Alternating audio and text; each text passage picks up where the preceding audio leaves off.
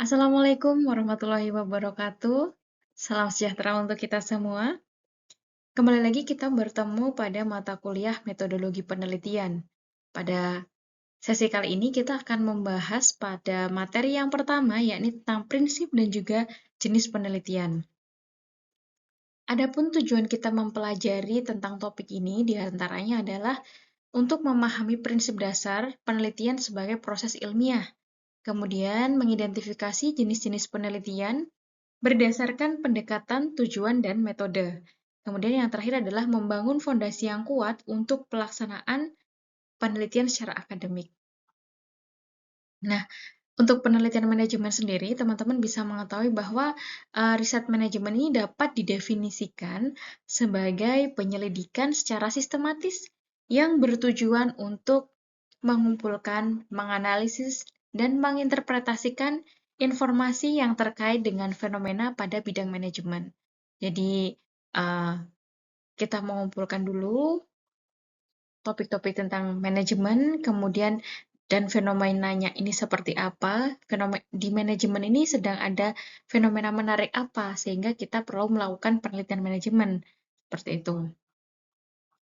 Nah, penelitian ilmiah sendiri dimulai dari dimulai dari masalah. Jadi, kalau tadi kita sudah mengetahui fenomenanya seperti apa, kita akan fokus ke masalah apa yang kita angkat, yang didukung dengan fenomena yang sudah ada ini. Kemudian kita melakukan investigasi dan untuk mencari solusi dan jawabannya.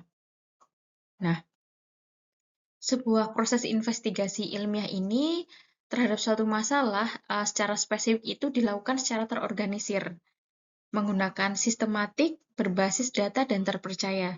Nah, di sini juga bersifat kritikal. Kita sebagai seorang penulis itu harus memiliki sikap atau pemikiran yang kritis. Kita menanamkan mengapa kita harus memunculkan pertanyaan-pertanyaan seperti itu untuk memunculkan sisi kritis ini. Dan juga yang terakhir adalah objektif. Di sini objektif yang mempunyai tujuan untuk menemukan jawaban atau solusi masalah secara spesifik yang akan kita teliti. Nah, untuk mempermudah proses penelitian, maka kita perlu tahu rambu-rambu dasar untuk penelitian ilmiah itu seperti apa. Jadi, untuk rambu-rambunya itu, pertama kita harus mencari terlebih dahulu tentang, kita kan sudah punya sebuah topik. Nah, topik ini kita coba cari bagaimana penelitian-penelitian terdahulu atau bagaimana peneliti-peneliti membahas tentang topik ini. Nah, kemudian jika sudah terhimpun data dari penelitian terdahulu atau dari penelitian lain, maka kita membaca naskah jurnal atau laporan itu. Nah, kita ambil poin-poin pentingnya. Dari poin-poin penting ini akan kita gunakan saat membangun hipotesis atau pertanyaan nantinya. Nah, sehingga di sini harapannya nanti penelitian yang kita lakukan ini dapat menghasilkan sebuah wawasan baru yang berguna dalam suatu topik tertentu sesuai dengan latar belakang kita. Misalkan pada latar belakang manajemen keuangan, manajemen pemasaran, MSDM, dan sebagainya. Karena konteksnya di sini manajemen, maka kita harus fokus nih penelitian-penelitian terdahulunya itu yang kita cari yang sesuai dengan background kita gitu. Jadi contohnya ketika saya mau meneliti tentang literasi keuangan, maka saya akan mencari terlebih dahulu bagaimana peneliti-peneliti terdahulu itu membahas tentang literasi keuangan. Nah, apakah ada perbedaan di suatu daerah, di suatu negara dengan karakteristik penduduknya? Nah, ini yang akan kita baca, kita sarikan, terus kemudian poin-poin penting akan kita kumpulkan, sehingga ini akan kita jadikan sebagai fondasi penulisan penelitian ilmiah kita. Gitu. Nah, teman-teman perlu ketahui juga bahwa eksplorasi ilmu di sini ada yang membedakan penelitian itu menjadi dua, yakni penelitian dasar dan juga penelitian terapan. Nah, untuk penelitian dasar ini tujuannya itu adalah untuk mengembangkan ilmu, untuk mencari jawaban baru atas masalah manajemen tertentu yang terjadi dalam organisasi, perusahaan, maupun masyarakat. Hasil dari penelitian ini dapat digunakan oleh organisasi, perusahaan, masyarakat pada saat menghadapi masalah yang sama pada suatu waktu tertentu di masa yang akan datang. Nah, yang kedua ini adalah penelitian terapan. Jadi kalau penelitian terapan ini ilmu untuk mencari jawaban baru atau atas masalah manajemen tertentu yang terjadi di suatu organisasi, perusahaan maupun masyarakat. Nah, outputnya ini dapat digunakan langsung oleh pihak-pihak yang berkepentingan tadi. Ini secara singkat, penelitian dasar dan penelitian terapan itu dibedakan menjadi 5 poin. Tadi yang pertama tujuannya ini adalah untuk meningkatkan, kalau untuk penelitian dasar, ini untuk meningkatkan pengetahuan ilmiah atau bidang baru. Untuk penelitian terapan, ini menerapkan dan menguji dan mengevaluasi sebuah teori. Kemudian untuk skop lingkungan penelitian, untuk penelitian dasar, ini biasanya skopnya itu di ranah akademik. Lalu untuk penelitian terapan, ini pada pemerintah atau bisa juga pada sektor bisnis.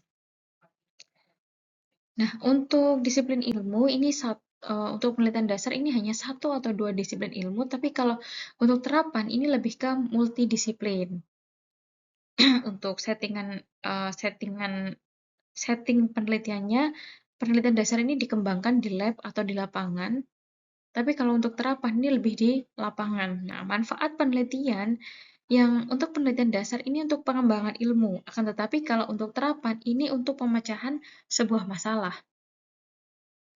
Nah, jenis penelitian itu ada beberapa ya. Salah satu contohnya yang pertama adalah tentang penelitian kausal. Jadi penelitian kausal ini menunjukkan hubungan antar variabelnya dalam bentuk sebab akibat. Kalau kita lihat di sini kan ada panah-panahnya ya. Jadi komitmen organisasi ini dipengaruhi oleh kepuasan kerja. Nah, kepuasan kerja ini bisa dipengaruhi oleh kualitas kepemimpinan dan juga iklim organisasi. Sehingga kita lihat nih hubungan sebab akibatnya.